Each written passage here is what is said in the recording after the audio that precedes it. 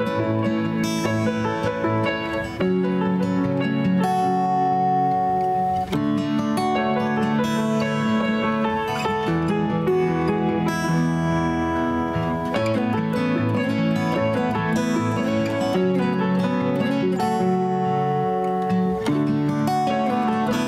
sa aklat ni Propeta Jeremias. Panginoon, ako'y iyong hinikayat at sumunod naman ako. Higit kang malakas kaysa akin at ikaw ay nagwagi. Pinagtatawanan ako ng balana, maghapon silang nagtatawa dahil sa akin.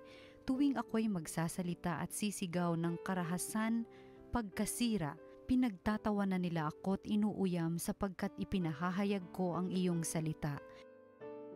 Ngunit kung sabihin kong lilimutin ko ang Panginoon at di nasasambitin ang kanyang pangalan, para namang apoy na naglalagablab sa aking puso ang iyong mga salita, apoy na nakakulong sa aking mga buto, hindi ko na kayang pigilin ito, hirap na akong magpigil.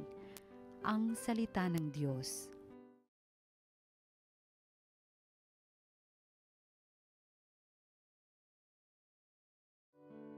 Aking kinasasabikan, Panginoon, ikaw lamang.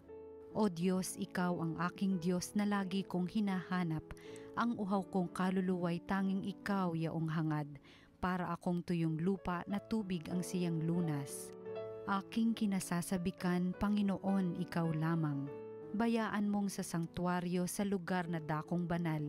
Ikaw rooy mamasdan ko sa likas mong karangalan. Ang wagas na pag-ibig mo'y mahigit pa kaysa buhay, kaya ako'y magpupurit, ikaw ang pag-uukulan. Aking kinasasabikan, Panginoon, ikaw lamang. Habang ako'y nabubuhay, ako'y magpapasalamat at ako ay dadalangin na kamay ko'y nakataas. Itong aking kaluluwa'y kakaing may kasiyahan, magagalak na umawit ng papuring iaalay. Aking kinasasabikan, Panginoon, ikaw lamang, pagkat ikaw sa tuwina ang katulong na malapit, sa lilim ng iyong pakpak galak akong umaawit, itong aking kaluluwa'y sa iyo lang nang hahawak, pagkat ako kung hawak mo kaligtasay natitiyak. Aking kinasasabikan, Panginoon, ikaw lamang. Pagbasa mula sa sulat ni Apostol San Pablo sa mga taga-Roma. Mga kapatid, alang-alang sa masaganang habag ng Diyos sa atin, ako'y namamanhik sa inyo. Ialay ninyo ang inyong sarili bilang handog na buhay, banal at kalugod-lugod sa Kanya. Ito ang karapat-dapat na pagsamba ninyo sa Diyos. Huwag kayong umayon sa takbo ng mundong ito. Mag-iba na kayo at magbago ng isip upang mabatid ninyo ang kalooban ng Diyos kung ano ang mabuti, na kalulugod sa Kanya at talagang ganap. Ang salita ng Diyos. Salamat sa Diyos. Ang mabuting balita ng Panginoon ayon kay San Mateo. Noong panahong iyon, sinimulang ipaalam na ni Jesus sa kanyang mga alagad na dapat siyang magtungo sa Jerusalem at magbata ng maraming hirap sa kamay ng matatanda ng bayan, ng mga punong saserdote at ng mga eskriba, at kanilang ipapapatay siya. Ngunit sa ikatlong araw siya'y muling mabubuhay. Niyaya siya ni Pedro sa isang tabi at pinagsabihan ng ganito, Panginoon, huwag nawa nang itulot ng Diyos, hindi po dapat mangyari ito sa inyo. Ngunit hinarap siya ni Jesus at sinabihan, Lumayo ka, Satanas, hadlang ka sa aking landas, ang iniisip mo'y hindi sa Diyos kundi sa tao. Sinabi ni Jesus sa kanyang mga alagad, Kung ibig ninumang sumunod sa akin, limutin niya ang ukol sa kanyang sarili, pasanin ang kanyang krus at sumunod sa akin. Ang naghahangad na magligtas ng kanyang buhay ay siyang mawawala nito. Ngunit ang mag-alay ng kanyang buhay, alang-alang sa akin ay siyang magkakamit noon. Ano nga ang mapapala ng isang tao, makamtan man niya ang buong daigdig, kung ang katumbas naman nito'y ang kanyang buhay? Ano ang maibabayad ng tao para mabalik sa kanya ang kanyang buhay? Sapagkat darating ang anak ng tao na taglay ang dakilang kapangyarihan ng kanyang ama at kasama ang kanyang mga anghel. Sa panahong yaoy gagantihin niya ang bawat tao ayon sa kanyang ginawa. Ang mabuting balita ng Panginoon. Pinupuri ka namin, Panginoon.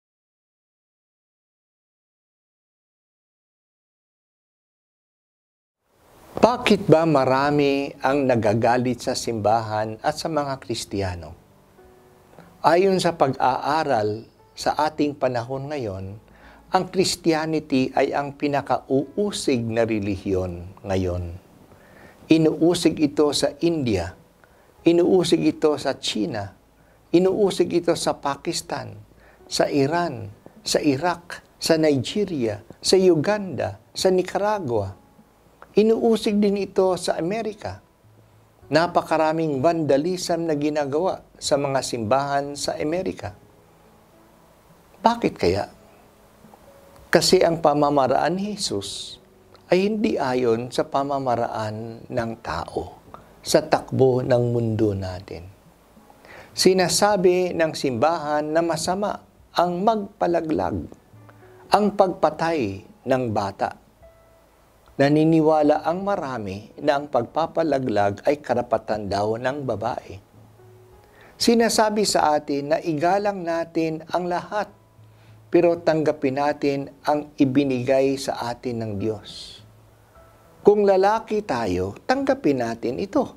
Kung babae tayo, tanggapin natin ito. Sa gender ideology, hinihiwalay ang biological sex sa gender. Ano ako kung ano ang gusto ko?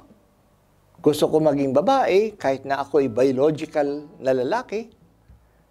Ang itinuturing nila na tanggapin nila ayon sa kasarian na gusto nila.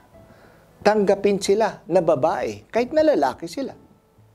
Iba ang itinuturo ng Biblia. Kaya maraming paniniwala ngayon ay binabaliwala ang Biblia.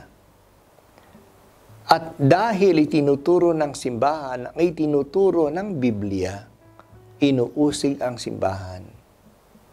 Pero ang hindi pagkakaunawa sa katuruan ni Jesus ay hindi lang nangyayari ngayon.